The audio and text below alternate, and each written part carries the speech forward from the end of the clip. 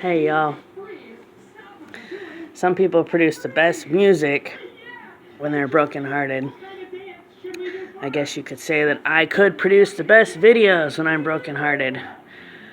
I was just thinking, I guess it's possible that, in a sense, I forced my ex, my baby daddy, to go be with his mom and essentially go marry his mom because I am able to lock him out of the house. Anyways, so you could say that I forced him into this very strange marriage to his mom. But he straight up told me 2 months ago that he was banging his mom, which is possible. What he meant was that he wanted to bang his mom, which maybe now he is banging his mom. And what I think is that, okay, so maybe it was like a fantasy, and I swear probably I would think that everybody has a fantasy about at least one of their family members, like, hooking up with them. Why do I say that? Because I had a couple uncles that I had crushes on. I don't know if I actually fantasized about them, but I think at least I had the idea I wouldn't mind being married to them, right? Okay, so I think incest is like a thing. It's very common because you hang out with your family a lot, right? For holidays or whatever. And anytime it's a man and a woman, there's going to be sexual attraction. It doesn't matter the age, the weight, the ethnicity. If they're related, it doesn't matter. Anyway, so I guess maybe what my ex was trying to tell me was that he wanted to bang his mom. So now I'm just like letting him. And I think sometimes one phrase that I thought of was that an unfulfilled desire causes depression. So maybe he had an unfulfilled desire and fantasy, which I'm sure a lot of people do, and then that's why they're depressed. And yes, it would be a sin to fulfill that desire, but for some people, maybe they just need to go ahead and do that to see that that's not what they want.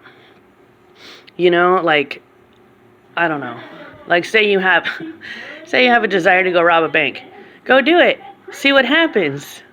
Maybe you'll go to prison for a year, and then you won't have that fantasy anymore. You'll be like, okay, never mind. Sometimes you just got to do the sin that you're fantasizing about and then to realize that you don't want it. And then you can stop fantasizing about it, The grass is always greener on the other side. We always want what we don't have. But then once you get it, you're like, is this really what I wanted? Like, I thought I didn't want my ex living with me, but then it's been kind of sad not having him here. But I thought that's what I wanted. I thought it would make me happy.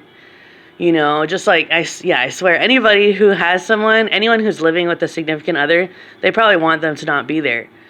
But then anybody who's single and living alone is like, I just wish I had a boyfriend. I just wish I had a girlfriend. Yeah, and then they get that boyfriend or girlfriend. And there's always a honeymoon period. There's always a time where you're like, oh, I'm so in love. And then at some point you're like, oh my gosh, they're so annoying. Usually after 6 months or a year, you realize how annoying they are. And I think that's how it is with everybody. And it's sad. That's like an ugly truth about life, is that eventually you just kind of end up not liking whoever you used to like. I remember thinking in my job at Papa John's, it's amazing how your best friend can become your worst enemy. And I guess you could blame Satan. Our battle's not against flesh and blood, but against Satan. Satan can turn your closest friends against you, your closest family against you, your mate. It's so easy for your significant other to be turned against you. Is it Satan? Maybe. Is it demons? Maybe. Is it their family or your family? Yeah, probably. Your friends, their friends. Towards the end of my time with my ex, my best friend was like, oh, you should put a tracker on his phone so you know where he is at all times. So you know if he's cheating on you. And I was like, I don't know. At that time, I was like, no. I was like, he would never cheat on me. He would never be physical with another woman besides me. Because he was the first. If he was. I don't have proof. But if he was physical with other women besides me, he was the first. All my other boyfriends were only physical with me. How do I know? I just know. Because they probably would have told me, They were just more honest. But some people are really good at lying, And that's just how it is. yeah, I guess I know because none of my exes were close with any women. But I knew that my baby daddy was super close to his mom and his grandma, so I should have known. But I didn't suspect anything because I would never be physical with my brother or my stepdad or my dad. Maybe an uncle, but probably not. So I didn't suspect it because I wouldn't have. But you never know. I mean, anybody is capable of anything, and that's something that I have kept as a rule for myself so that I'm never like 100% going to trust somebody. You cannot 100% trust anybody because anyone is capable of anything. I mean, it's amazing that anybody trusts anybody. It's amazing that anybody is willing to live with anybody, because anything can happen at any time.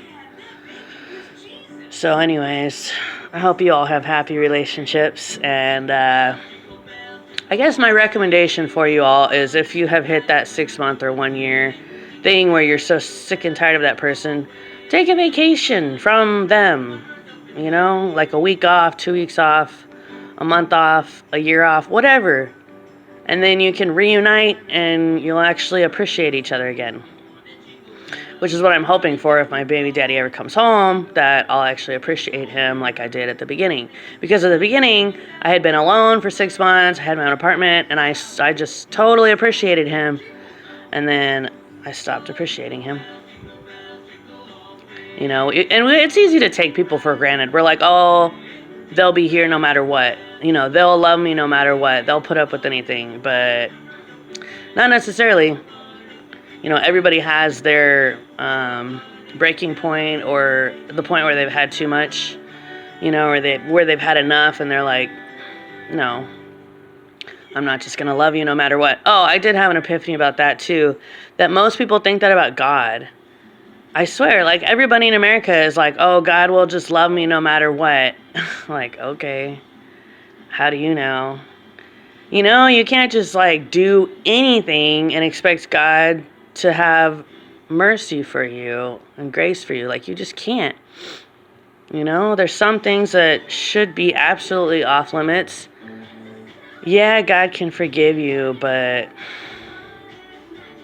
yeah, will other people?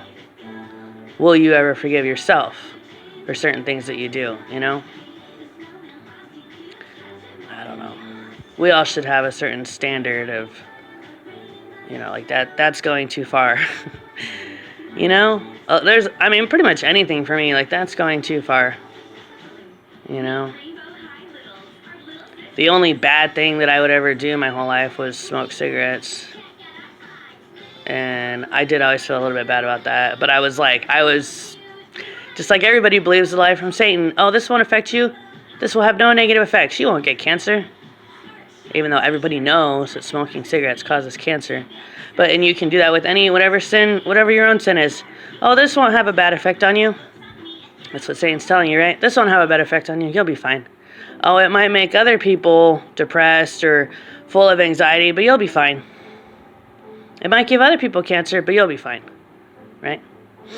Yeah, watch out for believing those lies. Don't believe those lies. Right?